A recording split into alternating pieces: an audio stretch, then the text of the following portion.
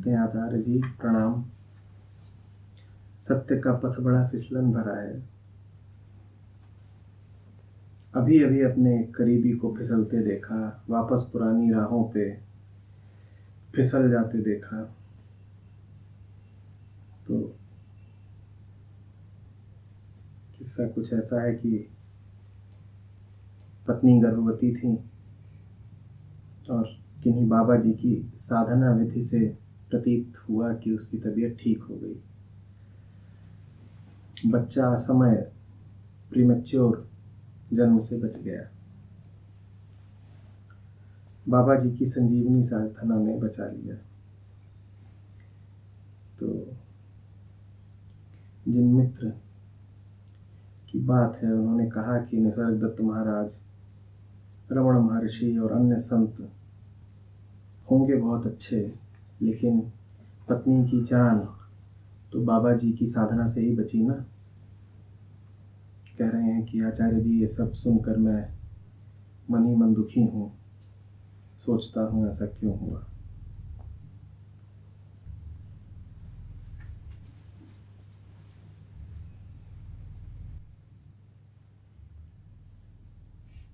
क्या दुख है?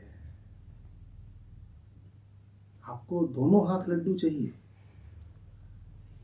उनको एक तो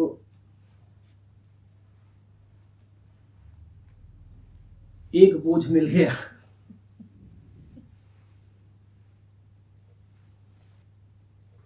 अब ढोएंगे।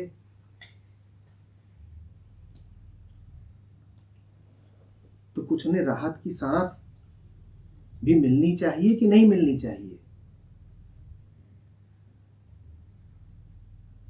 जीवन भर के लिए एक दायित्व इकट्ठा कर लिया है, सर पर वजन रख लिया है,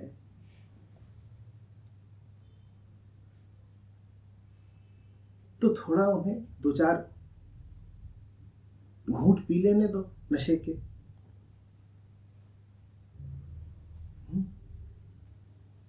नहीं तो ढोएंगे कैसे?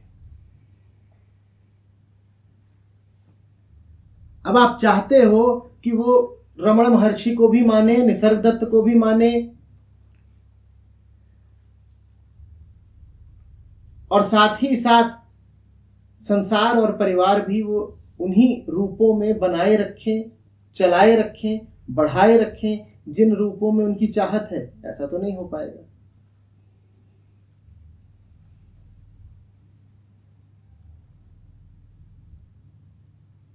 ये दोनों बातें हमेशा एक साथ चलती हैं।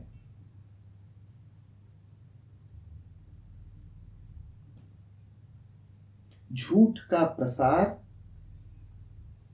और झूठों में गहराती श्रद्धा।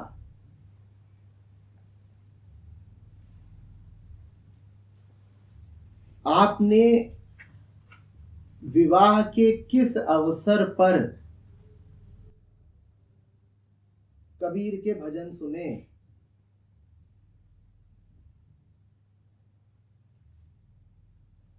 बोलिए। बच्चे के जन्मोत्सव पर, मुंडन पर, यज्ञोपवीत पर आपने कठोपनिषद का पाठ सुना क्या? मौत से मिलन। ये मौके ही ऐसे हैं, ये चीजें ही ऐसी हैं, ये वस्तु ही ऐसी है कि ये अपने साथ छलियों को, छलावों को खींच लाएगी।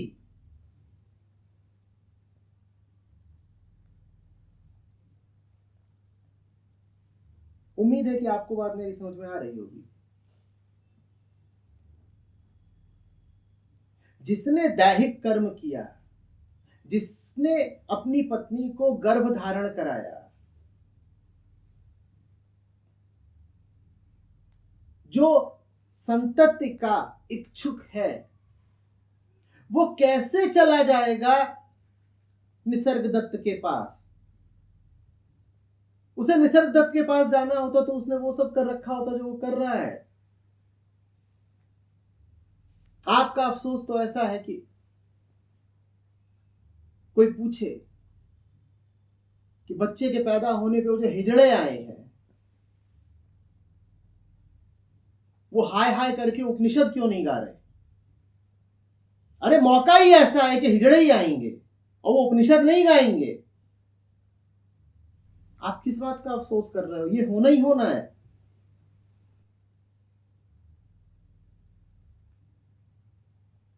कोई उपनिषद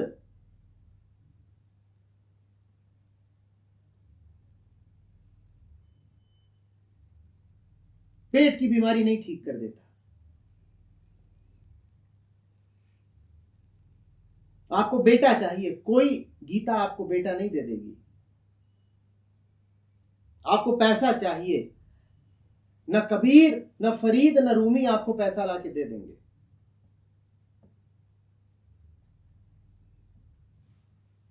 तुम्हारी पत्नी को गर्भ नहीं ठहर रहा, तुम कबीर के पास जाओ, कबीर लतिया देंगे तुमको।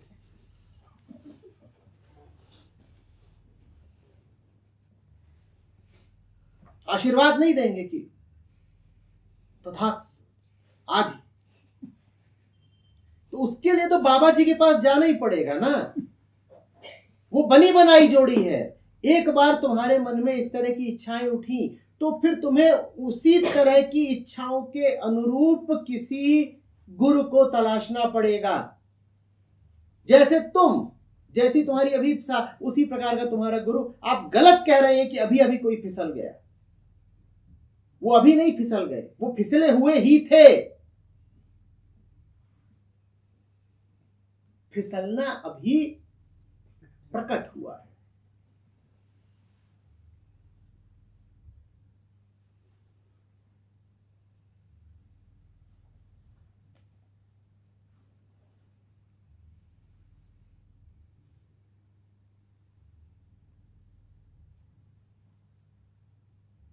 मिठाई की दुकान है मेरी और सोन पापड़ी जरा कम बिकती है।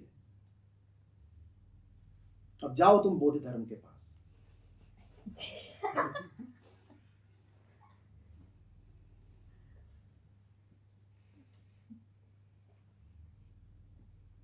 ज़ेन में डंडे की परंपरा है, तेल में भींजा हुआ।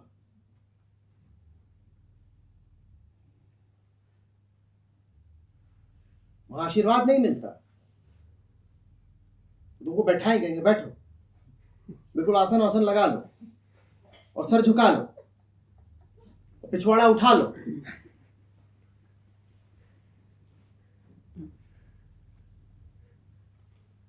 बाबा जी के पास सुविधा है। बाबा जी बूटी देते हैं।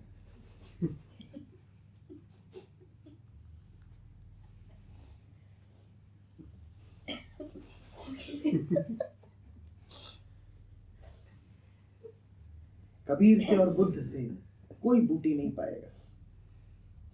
बुद्ध के पास गई थी एक महिला, बचपन में सबने वो कहानी सुनी है।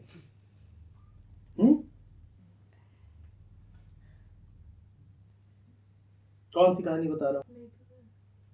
तो इसके पास कोई बचपन नहीं था।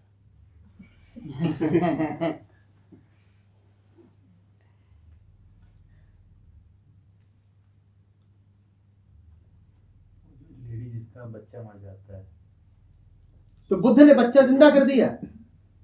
करा क्या? बुद्धों के यहां ऐसे घटिया चमत्कार नहीं होते कि बच्चा पैदा नहीं हो रहा तो पैदा करा दिया, मर गया तो जिंदा करा दिया। भैंस का पड़वा काना पैदा हुआ, उसको तीसरी आंख दे दी।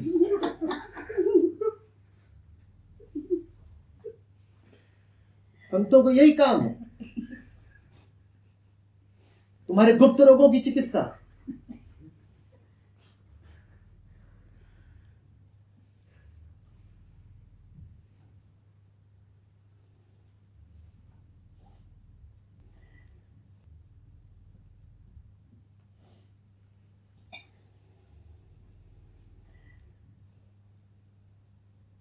आप परेशान ना हो। अरे ये मृत्यु लोक है।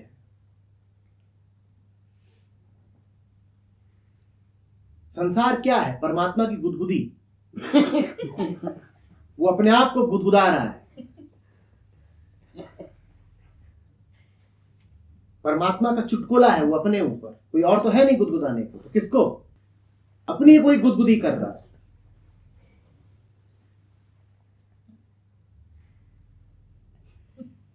ये सब चलता है, चलता ही रहेगा। बस इसमें आप एक चूक कर रहे हैं कि आप बीच में रमण महर्षि और श्री निसर्गदत्त का नाम ले आए, उनको झमलों में न घसीटे हैं। उनका इन बातों से क्या लेना देना? इसके लिए तो आप ज्योतिषाचार्यों के पास जाएं, हाथ देखने वालों के पास, टैरो कार्ड वालों के पास, बहुत दुकानें हैं। विशुद्ध सत्य के उपासकों से इन बातों का क्या लेना देना?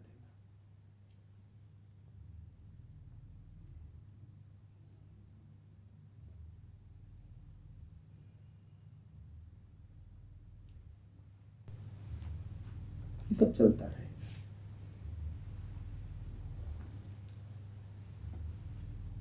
जिसे जो चाहिए मिल जाता है।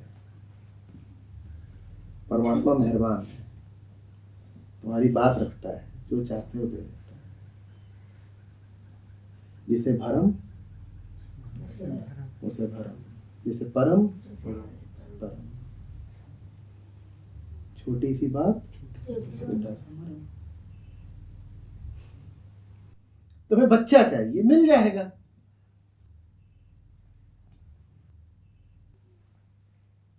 इसी घट में मूलाधार भी है और सहस्रार भी। तुम्हें जो चाहिए मिलेगा, दोनों ही दिए हुए हैं।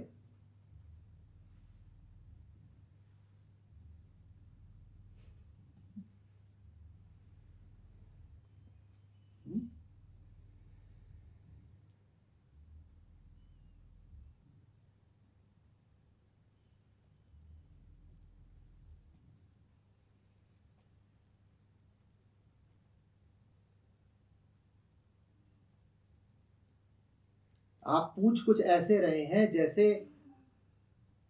त्वरित निर्वाण हमारा हक हो, परमात्मा ने तत्काल सेवा शुरू करी हो और इनको बस मिलने ही वाली थी पर ये सज्जन चूक गए। ऐसा कुछ नहीं।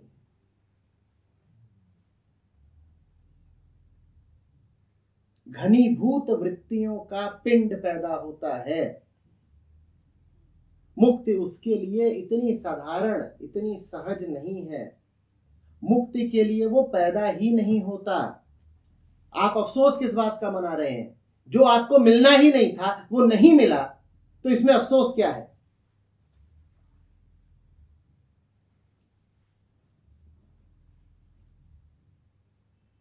बच्चा मुक्ति के लिए नहीं पैदा होता, मुक्ति के लिए पैदा होता है।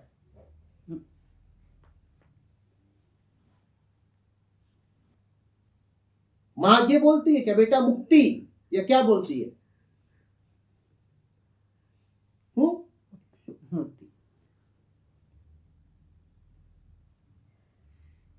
उसको हु थोड़ा ही बोलती है। क्या बोलती है? सु सु।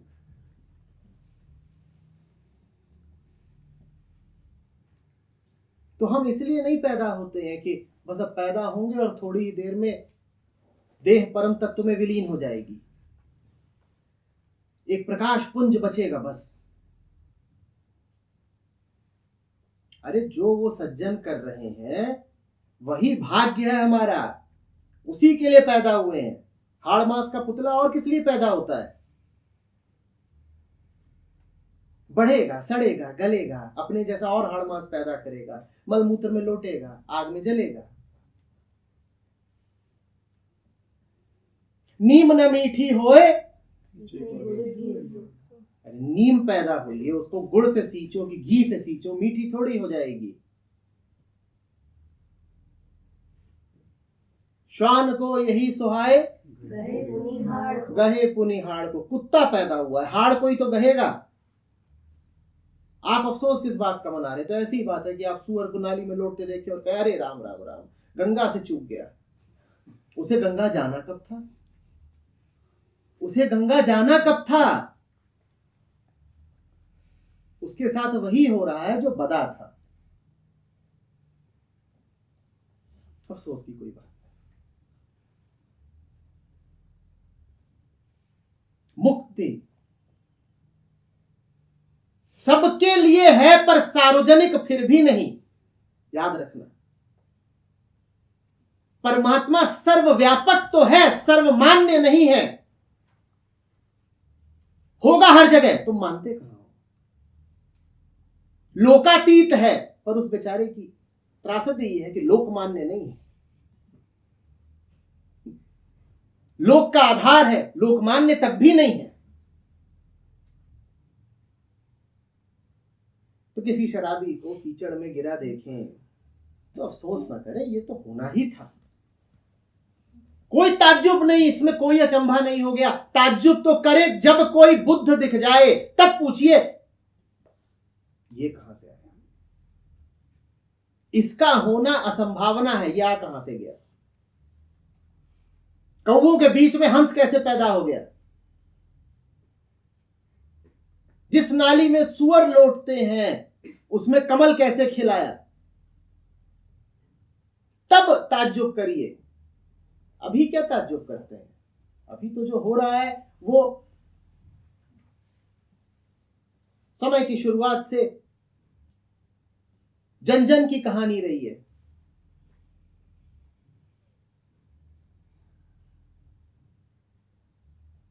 आपने मुक्ति को बहुत सस्ता मान लिया। आपके प्रश्न में यही भावना निहित है। आप यूं कह रहे हैं जैसे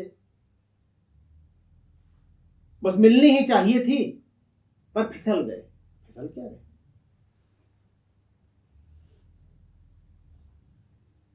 मिलनी थी ही नहीं।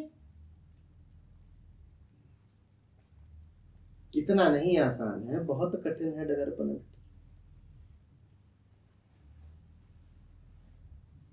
भक्ति करे कोई सूरमा, जाति बरन कुल खोए।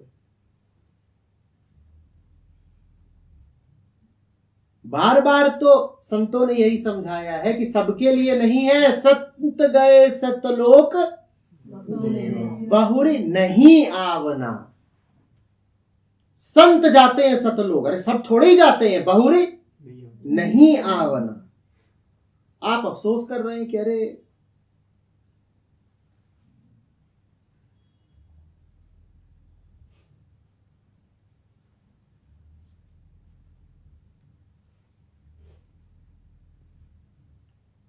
मुक्ति की ओर कोई जनरथ नहीं जाता।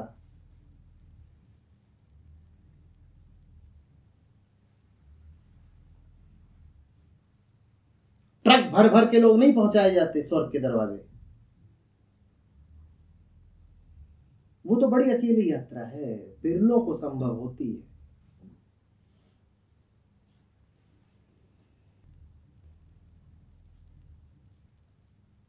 आप ये कहोगे क्या, अरे वो काराकोरम पे चढ़ाई कर रहा था, बेचारा बस फिसल गया। फिसला ना होता तो पहुंच ही जाता शिखर पे। क्या बात कर।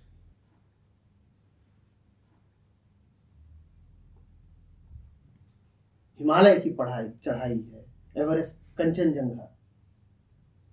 कितने पहुंचेंगे शिखर पे। बाकी तो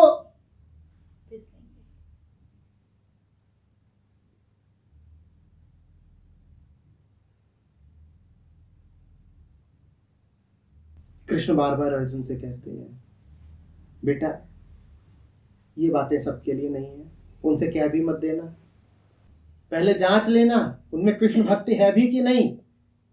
मुंह यूं ही मत खोल देना। स्पष्ट कह रहे हैं, पहले जांचना उनमें कृष्ण के प्रति श्रद्धा है कि नहीं, फिर ये बात कहना उनमें कृष्ण के प्रति श्रद्धा नहीं, तुमने कह दिया तो गड़बड़ हो जाएगी। आप देख नहीं रहे कि उस समय भी ज्यादा लोग ऐसे ही थे जो कृष्ण में श्रद्धा नहीं रखते थे। तो आज आपके सामने अगर कोई आ गया है जो रमण महर्षि और निसर्ग दत्त में श्रद्धा नहीं रखता, तो इसमें अचंभा क्या।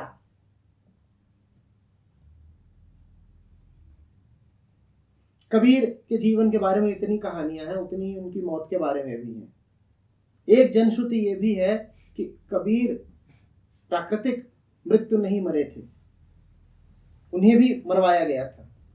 हालांकि इस बात में बहुत दम नहीं लगता, लेकिन फिर भी यदि कहानी है तो कुछ तो उसका आधार होगा। भले ही दुश्मनों ने उनकी हत्या न करी हो, लेकिन कहानी से इतना तो पता ही चलता है कि दुश्मन थे जरूर।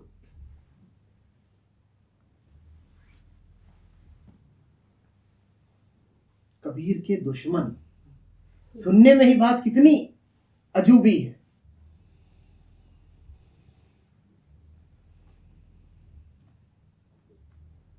ऐसे ही बनते हैं दुश्मन कि कोई पहुंच गया, बच्चा दे दो। कबीर ने कहा रुको ना, जाना मत, बस अभी लेके आ रहे हैं अंदर से।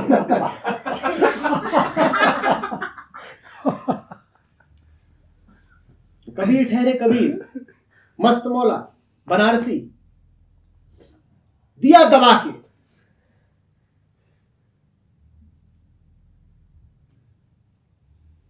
तो दुश्मन तो बनेंगे ना।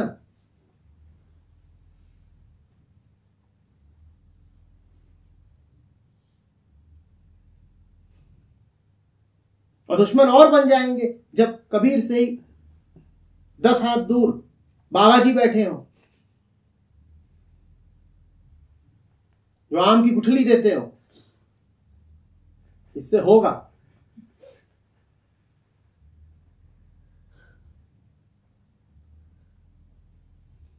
अष्ट सिद्धि होगी। अंगूठियां बेचते हो, पत्थर बेचते हो। तुमने सुना कि कबीर बता रहे हैं कि फलाना रत्न धारण करो, कि फलानी माला पहनो, सुना ये सब? नंगे हैं कबीर, आकाश की तरह नंगे, फूल की तरह खिले हुए और सुंदर। वो कहां कोई हीरा की पुखराज धारण करेंगे? वो तो धारणाओं को हटाते हैं, कुछ और नहीं धारण करते।